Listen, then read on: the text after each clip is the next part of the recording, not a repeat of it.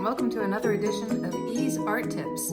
You may recall that I did a little greeting card of an axolotl not too long ago. Well, I've got another greeting card that I need to make, so I'm going to walk you through how I do that today. Some of the supplies that I need are a pencil. I love my mechanical pencils with a 4B lead in them, as you know, and some permanent markers, which these are, let's see, these are uni pens, but I can also use some microns, whichever one I have available or has some juice in it. I need some erasers, just a magic rub. And I finally found my brush. I don't know where it's been hiding all this time. I love these things. I use them like crazy. I'll also need some stationery, some blank stationery, which I told you before I got this one at Michael's, but you can get these on eBay, online, whatever. I tend to prefer one that has a little bit of a tooth to the paper. This one, not so much. This is a cardstock, but this is what I've got right now, so that's what I'll be using here today.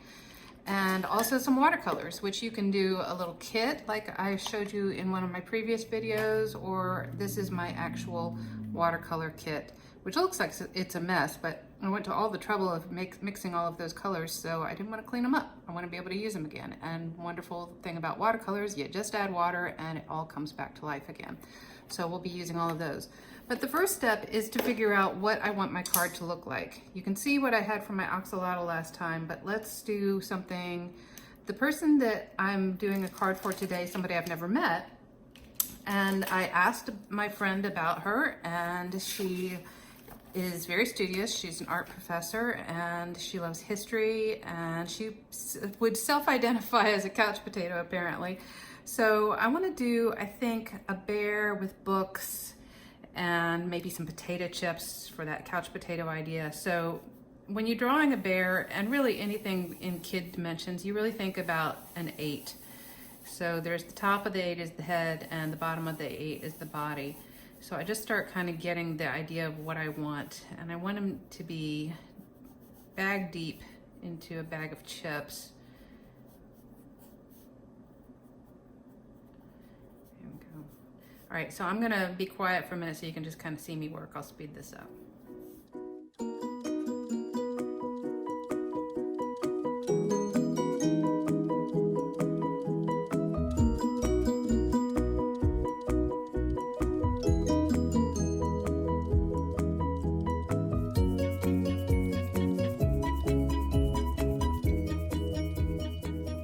Okay, so that is my rough sketch. So if I take my envelope, which you can see it's got a serration in the middle, and that's, or a fold that's already in place, that will make it easy to fold. And I kind of put the card next to the art to see if it should be horizontal or vertical. And this one looks like it's kind of leaning towards horizontal. So now I'm just gonna have the art to the side while I draw it onto my card. So this is just kind of giving me the idea of how I want this all to work on the card. So I'm just going to, again, follow my shapes, figure out where they are. I've got a pile of books here. Big heavy bear there, head there.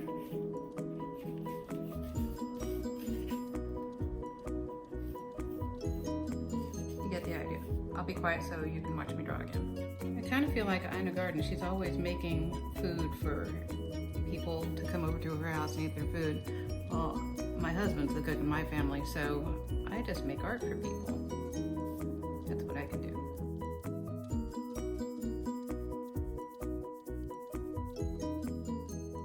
Okay, so now I've got my pencil drawing transferred.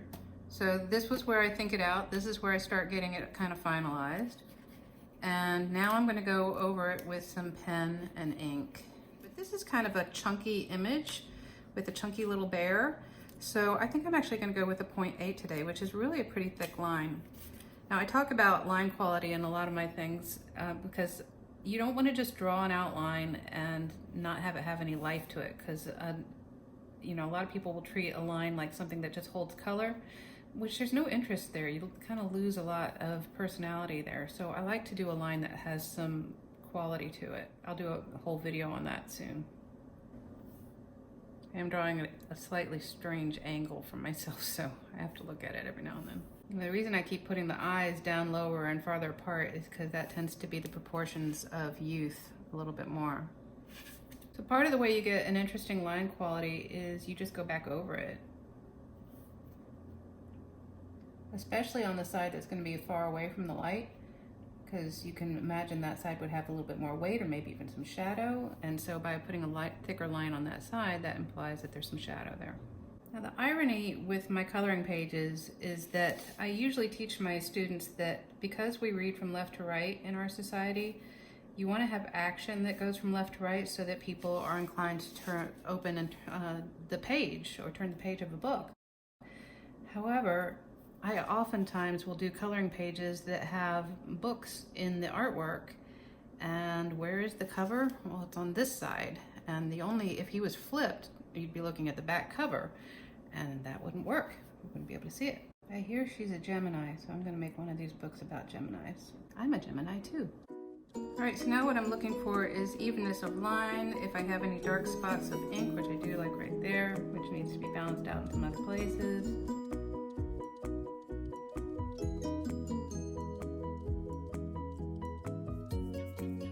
Alright, I think that looks good. So now I take my eraser and I give it just a minute to dry because it's probably pretty wet, and then I'm going to rub over this with the eraser. I'm doing this in little circles so that if indeed the ink is still wet anywhere, I'm not going to get a big streak by dragging the eraser right across the middle of it. I'm also holding it down pretty hard so that it doesn't jam and bend.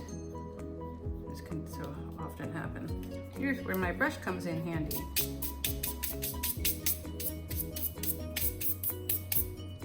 And I can see where I still need to erase a few marks. Got smudgies.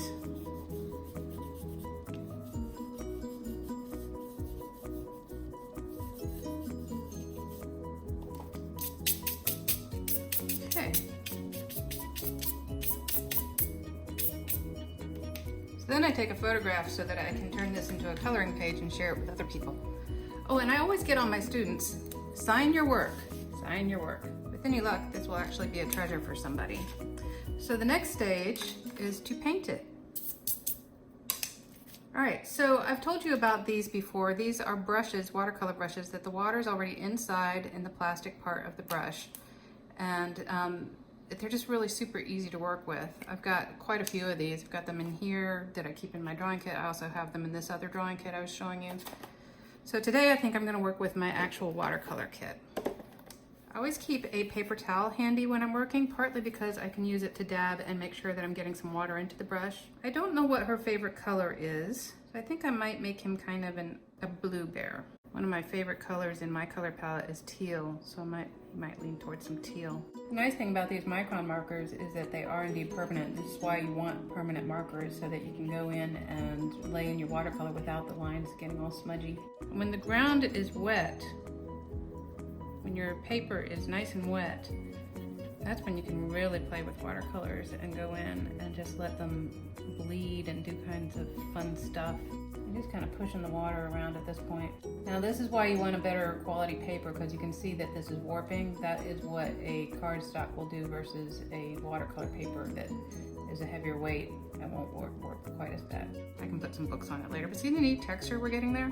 So basically getting him nice and wet and then laying in more pigment. Watercolor will always dry lighter than it appears when it's wet, so don't be afraid of putting quite a bit of color down. Right now I'm just laying down regular water, and then I'll go in with that pigment.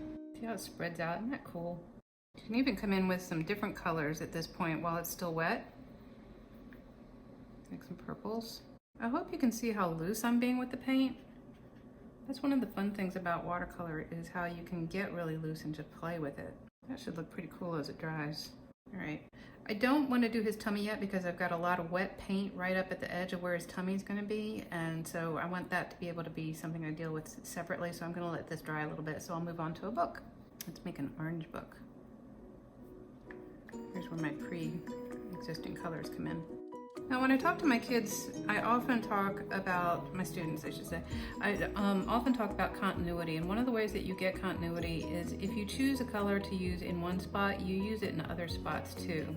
That way your eye kind of travels all around the piece of art rather than just in one spot. It helps it get a sense of cohesiveness. Conversely, you can use that concept to create a focal point. If you want their eye going to a certain spot, you can have it be like the only spot of that color. Say a cardinal in the snow. Now the other reason I keep a paper towel on hand is it makes a great blotter. And if you get something with some texture on it, you can even get texture pulling up out of your paint, which can be pretty cool. So paper towels, you know, those really cheap ones that you get out of a public bathroom, those can actually be really, really great to work with. I like this green over here. I always tend to go more with chartreuses than I do with Kelly greens. I'm not a big fan of Kelly greens. So to create these, I think this is a hooker's green. Just add a ton of yellow. Yes, I know I'm mixing green into my yellow. Next time I come into my yellow with a ton of water, I'll be able to get it out of there. Oh, see, now that's turning Kelly green on me. Although for the shadows, I don't mind it so much. That looks all right. Okay, so we got 2 green books. My bag of chips is gonna have a green burst in the corner. Always think, if you've got a color going, where else can you put it? Where else will it make sense? Okay, let's do a slightly bluer blue. Maybe a little bit towards the purple side. I want his bag of chips to be yellow, and here's where I pay for putting that green in my yellow. And I'm running out of room on my whole board here. This yellow right here, this is like a cadmium yellow. That is one of my favorite colors to work with. That is one of the most useful colors you can possibly have in your color palette.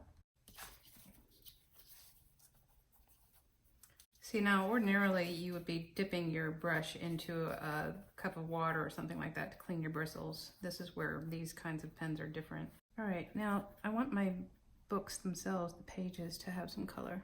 And yes, it is a little bit acidic from the green that I mixed in with it. Now, if I really wanted to get rid of that, I could just take a wet cloth and wipe over the paint in my tray and get rid of that green that's hanging out in there. I don't know if the sound will come through, but every now and then when I'm squeezing it and I take the pressure off, it squeaks. My brush squeaks. It's funny. I want it darker than that, but that at least laid down some water. Watercolors dry really, really fast. But if it's still not fast enough for you, you can take a hairdryer to them. Here we go. All right, what's his tummy gonna be? I think just a really light blue. Now, how do you get a light color?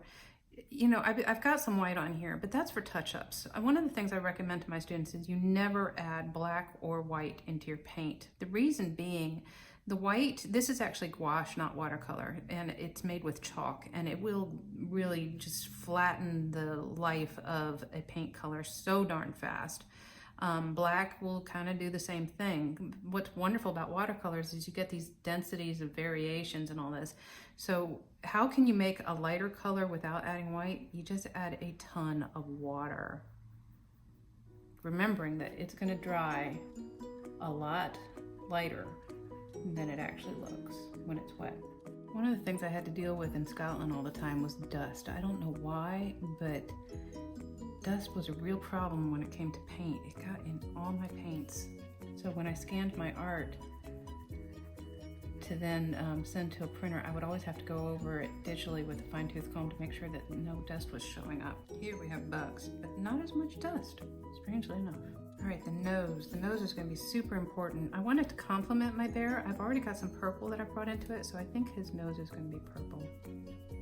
This big, strong purple, because I want you to look at his face. And so his nose is a bit of a focal point. I also want it to have some highlight. Big, shiny nose. There we go. Oh, see, this is why you keep a paper towel on hand. I went too quick on his nose. It's bleeding into the rest of his smell. I think I want the art to be nice and bright, too. I think I'll go in there with some more yellow on that. Nice bright yellow. And create a little bit of shadow under his chin, a little bit of shadow under the book. And I love pink cheeks. Don't ask me why. I just think they're just adorable. Again, it's gotta be super light. There we go. Happy little bear. What do you think? Would you like to get that for your birthday? All right, I think he's done. Ta-da! So that's another of E's art tips. I hope you enjoyed watching me walk you through making another one of my little cards for a friend. This one is for a new friend. Hopefully you've picked up some tips about painting with watercolors, and it won't be as intimidating to you as it was to me when I first started out. Truly watching somebody else do it can really make a difference. So thank you for watching E's Art Tips, and I hope to see you back